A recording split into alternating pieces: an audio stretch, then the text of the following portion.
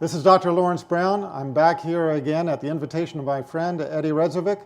We're going to be talking with you about the middle path. Don't go anywhere. This is really going to be a nice show.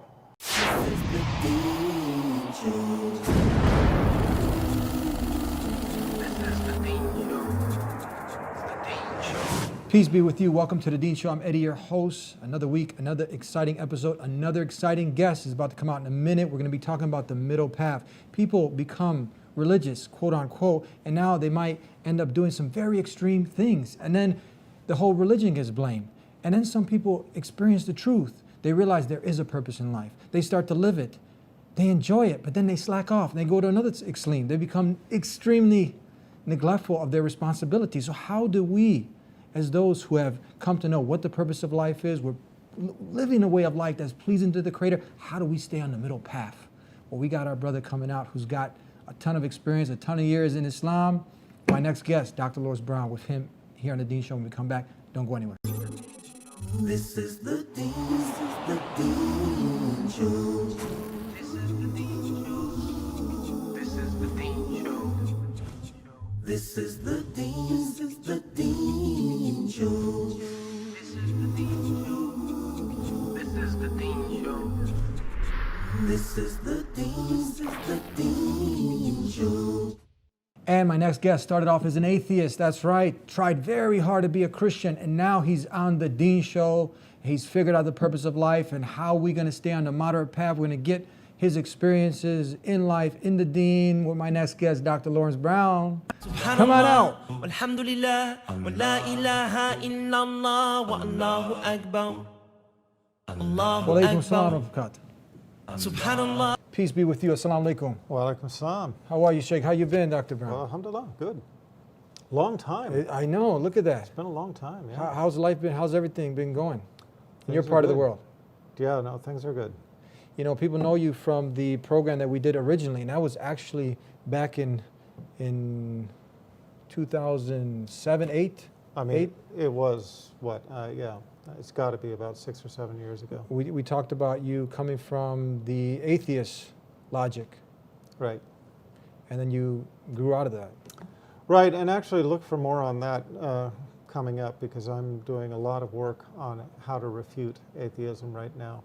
And that's kind of a focus of mine at the moment. I did a program where I actually mentioned you, and I always refer people to the struggle that you were going through, that we all, as God Almighty is telling us, that do you think you'll be left alone on saying, look, I believe and you won't be tested, and how you went from having a house, guest house, and losing even the guest dog or guest house, all of that, and you hung in there, and you were living in a day motel, night by motel, hotel, and you talk about that in the program we did. That was your jihad, your struggle. Well, it's kind of like that old saying, you know, how far the high have fallen. And it's not that I was really so high up in the socioeconomic ladder, so to speak, but no, I had things pretty good. At the time I became Muslim, I was living in a large house on basically estate with a guest house and so on, and I had the standard sort of dunya toys of this life. And then when I became Muslim, I became divorced. I lost all of that and went to a very, very simple life where, because I was so financially strapped, I mean, I had $250,000 just in paintings, which I lost in the divorce settlement. And so I went to this very simple life where I was just living in a studio apartment. I was renting by the week, and I was sharing that with another brother who was on hard times. And the thing that I remember most about that time was how I was so happy and I didn't understand why. I was saying to myself, what's wrong with me? I mean, I've lost my wife, lost my kids, my house, my car, my property, my wealth in you know, different things, and like I said, the paintings and the bank, and why am I happy? And then I realized that before all of this happened, when I became Muslim and I started having troubles with my wife and we were trying to sort things out, I kept praying istikhara prayer, which is the prayer for guidance. And in this guidance prayer, you're asking Allah to bring what He knows to be best for you. Not what you think is best, but what He knows to be best for you. And you end the prayer by saying, and bless me with abundance therein, and make me pleased with it. And I suddenly realized the completeness with which Allah answers your prayers. When He answers your prayers down to, the final item, that's why I was so happy, because the prayer ends with, bless me with abundance therein, and make me pleased with it. And suddenly I understood why it was that I was feeling happy in this setting of what you would assume to be tragedy. So you went from singing, it sounded like a sad country song, the person's, and they lost everything. And I even really the do dog. miss that dog, yeah. And But I didn't. So I Miss the mentioned, dog, I that tell is. people to, many people come into Islam and think their problem's going to go away. Obviously, God is testing us, and you found the truth, but now once calamity, struggles come into your life, we have to be patient with the test, and this shows our sincerity. So I direct people to watch this show that we did for you, and how God Almighty replaced everything at the end. What you lost, He replaced it with that which was better. Yeah, and this is something I have told people a lot over the past years. I've been Muslim now for about 20 years, and one of the things that has happened during that time, so many times people have come to me asking advice about becoming Muslim, and I tell them, number one, expect to be tested. And number two, just remember that you don't give up anything for the pleasure of Allah, except that Allah replaces it with that which He knows to be better for you. And that's what happened in my experience. So go ahead, I'm sorry.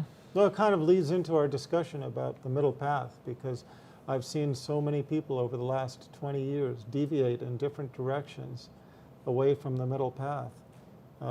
And it kind of starts from the very first day. Kind of, the person who will accept the religion as long as it gives them exactly what they want out of it, but if it doesn't, then they go back. And that's a form of extremism. That's where we're going to go from there. We got to take a break, and that's what we want to talk about. We want to talk about the middle way, and how people who come into this way of life, because the media will have everybody programmed now that you accept Islam, and now you're going to end up blowing something up, blowing yourself up, doing all sorts of disaster and harming society, which the opposite should be happening. We got a lot to talk with you about here with Dr. Lawrence Brown on The Deen Show. Don't go anywhere. The Deen Show. Follow us on our official Facebook and Twitter pages in the links below. Please also help support The Deen Show by making a donation in the link below. Back here on The Deen Show. So Dr. Brown, typically this is how it has happened. Sometimes from the media, they start to feed the average layman certain images. And after so much repetition on this, people start to believe, look, okay, a scenario, a person's son, daughter accepts Islam. Now, they didn't have a problem with their son, let's say, being involved in drugs and alcoholism. Maybe he even went to alternative lifestyle, did all sorts of crazy stuff, and his patients were patient with him. But now he became a Muslim, one who submits to the will of God. He's figured out the purpose of life. Now they panic. Now the house is upside down, because they've been seeing from the media that some of these converts, they end up doing extreme, crazy things. Right. Okay, yeah, absolutely. It's a weird thing, because you see somebody cleaning up their act, going from, as you said, maybe they were alcoholic, maybe they were using drugs, fornication, whatever bad things you might want to put on the list, and then they start to clean up their act. And yet when they become Muslim, and that becomes the path by which they're cleaning up their act, people think something is wrong. And it's from the media. There's no doubt but that the media in the West is creating a strong negative bias against Islam. Now you also have other parents. You have people, there's a true story. The guy ends up seeing a Muslim praying in the street. He's praying, cab driver pulls up, starts praying next to a hot dog stand. And the individual, his son had accepted Islam. And then at the end, he goes, "Oh, you're Muslim?" He sees him praying. He says, "Yeah." He goes, "My son is Muslim too." And then the Muslim says, "Are you happy?" He says, "I can sleep at night," because he knows now what his son was involved in, and he had all these restless nights. Now this person is actually a good example of how a Muslim is supposed to be kinder to his parents, supposed to be better, a better human being, better to society, not a detriment to society. That's that middle moderate course, isn't it? Yeah, well, I think that what we see time and time again is that when people come to really know Islam as it really is, they lose their fears. How many times have I heard people saying, "Oh, so it's not like what I saw on such and such a channel," and they, when they get to know Muslims and they learn what Islam is all about, and they see the noble manners of the Muslims, the good conduct, the generosity, the honesty, the abstaining from the different sinful vices, it's a completely different picture, which is why it is so important for the Muslims in the West to remain upon the middle path, because they are basically the living examples of what Islam should be to these people who do not know. Okay, and if they are projecting Islam as something other than what it really is, then they are becoming part of the problem rather than part of the solution. Islam is the religion of the middle path, and this is stressed over and over and over again. But you find a lot of overzealous converts, kind of like the reformed smoker, or for whatever reason, going to the extreme of fanaticism and ending up becoming part of the problem, not part of the solution. Even though this is the media inflates this to such a degree that's just unbelievable. But even the statistics, I did a show recently where we actually talked about the far greater threat to America has nothing to do with Islam or Muslims. This is a very small minority, right? And we even addressed this. But you have extreme Christians, radical. Just Robert Dugard, this man was just trying to annihilate a whole Muslim community. The press didn't cover this at all. You have so many examples of extreme non-Muslim terrorists. Actually, don't even get called terrorists. But obviously, Islam is free of this. How have you managed to stay? Obviously, some people, I guess, they don't get their way, and they start being neglectful of their duties, prayer, fasting, all the other things that are incumbent on every Muslim, or someone becomes just extreme in general, does some extreme things. How have you been able to manage to stay on a middle way that we can get some of your experiences from when you came into now? I have to say, blessings from Allah. That's number one, because it's very easy to get pulled in one direction or another, and so that's really what it comes down to. And I think what it has to do, what a lot of it is following your desires. If you're following the religion, you're following what comes down to us through the Quran and through the prophetic Sunnah, it becomes very clear that these different extreme paths are off of the middle path. Okay, but if you start following your desires, for example, you're a youthful hothead and you want to go out and do something dramatic, something big. So, well, there are people out there who have deviant ideology, who are looking for people like that who they can grab a hold of and fan the flames of fanaticism and have them go out and commit a terrorist act. And then there are people in the media who jump all over that because they try to make the deviant individual look normative. In other words, they try to make it look like that's the normal for Islam, whereas in fact, the Islamic community themselves cast that person out. Yes. We're going to go ahead and take a break. We're with Dr. Lawrence Brown here on the Deen Show, giving us some of his experiences, and we'll be right back with more. Don't go anywhere.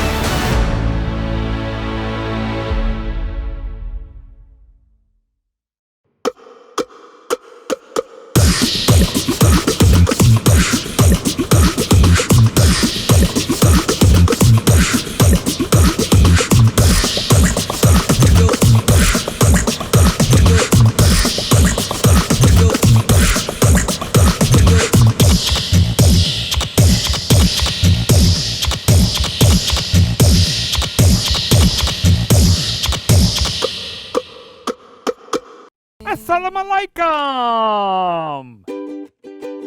I love Adam's world because it makes me learn in a fun way.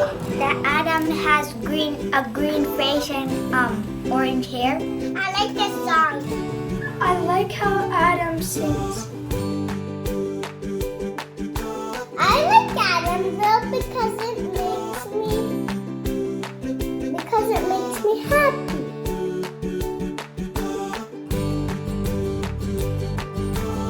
What? No. No. No. And here's Adam and here's Anissa. Adam is and his sister. Adam is a boy and he is really smart.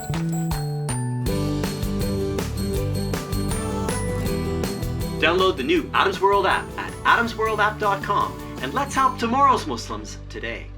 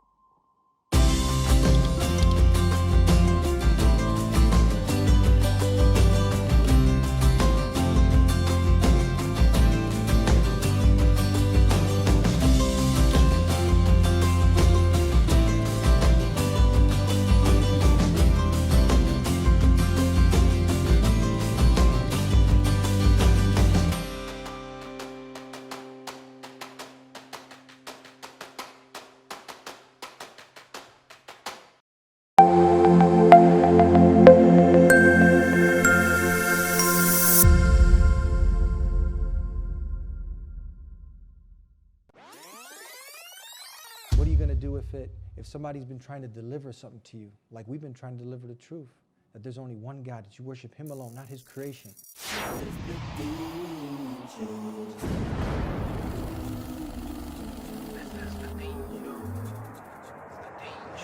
Welcome to The Deen Show, one of the most exciting purpose of life talk shows in the world. Since 2006, The Deen Show has been working on clearing up the many false misconceptions about Islam and Muslims, and at the same time delivering the simple message of the purpose of life in a fun and exciting way. One time I was at a restaurant, I was dressed like this, and a woman came to me. She said, "Are you a rabbi?" I said, "Yeah, I'm a black rabbi, you know." We want you to develop a better understanding about the pure Islam and the real message that it teaches: peace, submission, surrender, and obedience to Almighty God. To disbelieve in any one of the messengers of God is to disbelieve in all of them. Islam says love all mankind. That's why we're sharing this message, because we want the best for you and we want the best for all mankind. We'll see you next time, God willing, on The Deen Show. Continue to tune in. Peace be unto you. Please subscribe to The Deen Show. Follow us on our official Facebook and Twitter pages in the links below. Please also help support The Deen Show by making a donation in the link below. Back here with former major in the military, Air Right. Force. You've driven actually F-16s? No, flown, not Flown, driven, but, flown F-16s? but no, I was Former military? I was a doctor in the Air Force. Doctor in the Air Force. And former atheist, tried very hard to be a Christian. What was it about Islam that, just in a few, before we get more into the topic, what was it really about Islam that captivated you? Well, it's kind of the subject of this talk, and it's interesting that you bring us to that point when this is not rehearsed. Yeah. Because basically I was on a religious search, and I had studied the Old Testament, and that had brought me to a study of the New Testament. In my reading of the Old Testament identifies 3 prophets to follow, and then you come to the New Testament, which again references those 3 prophets. There is a scene or a passage in which the Jews send their scholars to ask John the Baptist who he is. And they ask, "Are you Elijah?" And he says, "No." And they say, "Are you the Christ?" And he says, "No." And they say, "Are you that prophet?" And he says, "No." And once was not enough. They then clarify. They say, "If you are not Elijah, if you are not the Christ, if you are not that prophet, who are you?" And he goes on to his own explanation. But in any case, the point is that's a direct statement that the Jews expected 3 prophets to follow. You know, Elijah, the Christ, and that prophet. Yes. Now, Elijah has been aligned with John the Baptist, of course, the Christ with Jesus, and that left the third. Okay, so in studying Christianity, what I found was the same thing that I found with Islam, and that is there's a middle path. There are the extremists who go to one of 2 sides, the one side of being too soft in their religion, you know, and they don't really apply the tenets of faith as they should be applied. Mm-hmm. And then those who swing too far to the the super fanatic side as well, to the point where you can't even talk to them, mm-hmm. because they've become so brainwashed in their ideology. But this choice of going into those paths is based upon their desires. That's what they're looking for, okay? On the other hand, there's this middle path where you look for the continuity in the chain of revelation. Okay, you look at the continuity from, Adam on up through the chain of prophets, through Adam, Abraham, Isaac, Ishmael, Jacob and the tribes, Moses, Jesus. Okay, and we're left with that one final prophet as predicted in the New Testament, and that brought me to Islam. Yeah. But one of the things I noticed in all of these scriptures is that there was a middle path. Okay, and in all of these scriptures, there were those who went too far into spiritualism to where it took them astray, and there were those who went too far into sort of a militant fanaticism, or not even militant sometimes, just fanaticism, where you couldn't even talk with these people, couldn't even reason with these people because it was their way or the highway, and their minds weren't even open to discussion. Mm-hmm. But between those 2 extremes, there was the middle path of those people who, were applying their religion with reason, and that led me to Islam. Someone says, and you have all sorts of weird ideas, and someone says, look. Says I have all sorts of weird ideas? No, a lot of people. In general. In general, people have all of these weird ideas, and we know that, look, it's a mercy that we have this guidance from the Creator, a book that's been unchanged, tamper-free, tamper-proof, a living miracle, testable, the Quran. For anybody sincerely who comes to it, wants to know the truth, it's there. It tells us how we need to live, the purpose of life.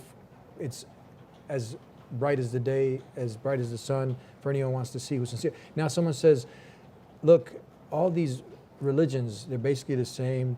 They're all hogwash. They're made up by human beings who try to control human beings. How do we know that aliens are controlling us? This whole thing's a fairy tale, God. What do you say to a person like this? Look, it's understandable coming to that opinion in one sense, and that is that there are so many deviations in religion that it is hard to find. It is hard to find that middle path. It is hard to find those who are upon the truth. But you don't have counterfeit money unless there somewhere is real money. Okay? You never counterfeit something that doesn't exist to begin with. Okay? So counterfeit money exists because real money exists. Do you understand what I'm saying? Brilliant. I love it. You can't fake something that is not there to begin with. Mm-hmm. All right? So the fact that there are a lot of counterfeits, charlatans, people who use the religion for their own advantage, misguide the masses, line their pockets, etc. The fact that those people exist does not mean that there is not a God and that there is not a religion of truth. And that's the bottom line. In the end, that's the question you have to ask yourself. Do you believe in a creator? We are the creation. We are the creation, and the evidence of the creator surrounds us. So if you believe in a creator, you have to believe that in his mercy, he has sent us a message to show us the path to his pleasure, by which we can incur his pleasure and receive the reward of that in the hereafter. And so you have to be upon the path of looking for the religion of truth. And that brings me back to something we were talking about earlier, which is you were saying, how did I get onto the middle path? Mm-hmm. Don't think you'll do it from your intellect. Don't think you'll do it from your intellect, from asking the people around you and so on and so forth. no amount of research, no amount of intelligence will bring you to the straight path if your Creator has not written it for you. If you don't have the humility to ask your Creator to guide you, don't expect that guidance to come. It might not, but true guidance comes from our Creator, not from ourselves. Brilliant, beautiful.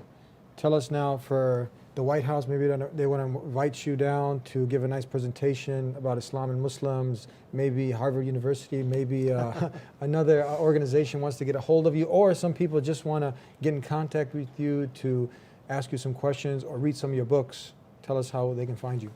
Well, you can find me on my main website, leveltruth.com. If you go to leveltruth.com, the Muslims can find Dawah Corner, which is a corner that gives you a lot of tools for making Dawah. The non-Muslims can go to the sitemap. The sitemap will take you to all of my different websites. Among those are a website for atheists called realityofgod.com, another website for Christians called truetojesus.com. Point being that we as Muslims, we believe ourselves to be following the religion of truth, which was brought to us by all the prophets. And so Jesus, of course, is one of the great prophets of Islam. But the main website, as I said, is leveltruth.com. Thank you very much. Thank you very much, My Dr. pleasure. Khan. It's always a pleasure having you here on the Deen Show. Pleasure to be here. Look forward to having you back again. Peace be with you. Assalamu alaikum. Wa alaikum salam wa rahmatullah. Subhanallah, alhamdulillah. Yes, we covered a lot of great points here. The middle path, very important. We don't go to one extreme or another. So we don't get so negligent. You figured out what the purpose of life is. You've come into this way of life. Oh, so many benefits. But now you struggle a little bit. And now you just drop out. No, what happens at the end? You don't get your degree. You don't pass. So hang on during the tough times and the easy times. Know that it's all a test. And then some people go to the opposite extreme. Do fanatical, crazy things, like people do in all religions, but don't blame the whole religion. Stay on the middle way. And beautiful example, counterfeit. There's a lot of counterfeit religions out there, man-made religions. We don't want to follow those, but it all starts with a sincere, earnest desire to want to know the truth. So who do you ask? The one who created us, the one who created you. Doesn't make sense that now you just came out of nothing, and then at the end, you go back to nothing. You just go to sleep and it's all over. You turn to dust. What was it all about? There's got to be a purpose. Do you want to know the purpose? Ask the one who created you to show you what the purpose is. And visit us here every week on the Deen Show. Call us.